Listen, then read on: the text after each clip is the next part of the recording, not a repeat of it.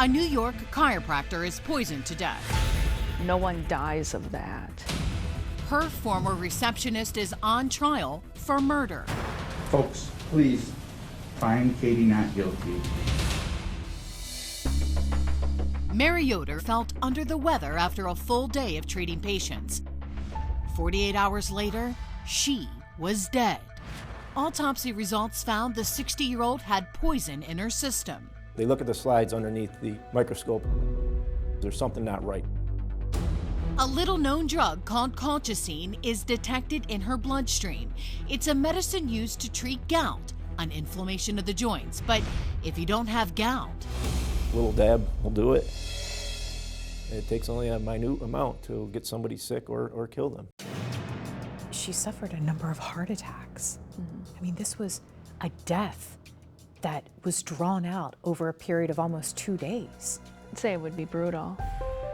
further testing reveals that Mary Yoder's death was no accident. Somebody murdered her.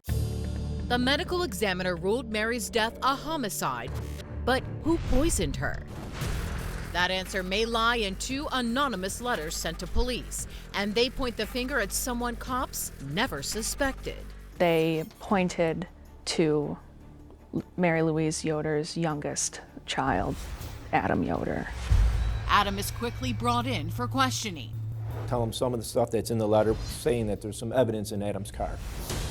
Oneida County Sheriff's deputies inspect the car, and just as was described in the letter, under the passenger seat, they find it. A bottle of colchicine, a cardboard wrapper, and a receipt detailing the transaction. And that receipt has an email address that's similar to several that Mr. Yoder has. Cops appear to have their prime suspect in the murder case. Now they just need to corroborate their findings and interview potential witnesses, like the son's on and off again girlfriend, 24-year-old Caitlin Conley, who worked for years at the Yoder's chiropractic office as a receptionist. She's pointing the finger at Adam. But then, explosive intel comes back from the state police forensic lab. They believe the letters originated from Dr. Yoder's office, and they've tested the anonymous letters for DNA. They said there was female DNA underneath the stamp. Female DNA. Cops turned their attention to Caitlin. They ask for a DNA sample. She describes to us what she does at the office as far as she pre-stamps the envelopes. At the same time, detectives take another look at the evidence collected from Adam's car. Along with the poison was the receipt and an email address attached to the transaction. When he's questioned regarding this, Adam says, it's similar to some that I have, but that's not my account. They had subpoenaed Google to get some more information about that Gmail account. The results? The email address has only been accessed in 2 places, at Caitlin Conley's home and on her cell phone. That's when we said, this can't be Adam. We had always believed that whoever wrote this letter was responsible for Mary's death. So detectives ask her flat out if she wrote the anonymous letter. In which time she admitted that she was the author of the letter. She wrote the letter. Conley is charged with second-degree murder, and the sensational case goes to trial with attorneys from both sides facing off in a packed courtroom.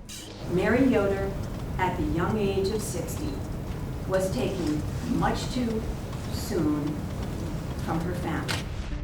The prosecution claims it was a classic crime of passion, presenting Caitlin as the scorned woman who seeks revenge on her ex-lover. Motive in this case comes down to 2 words: Adam Yoder. And Adam would take the stand against his former girlfriend for the prosecution. I had just discovered, showing me the portions of the letter, that someone is intentionally trying to frame me. I'm scared. Then the defense fires its own bombshell, claiming Mary's husband, Bill, killed her because he was having an affair with Mary's sister. You will find motive through the testimony on the part of William Yoder. After more than 4 days of deliberations, another shocker. The jury is split and can't reach a unanimous verdict. The judge declares a mistrial.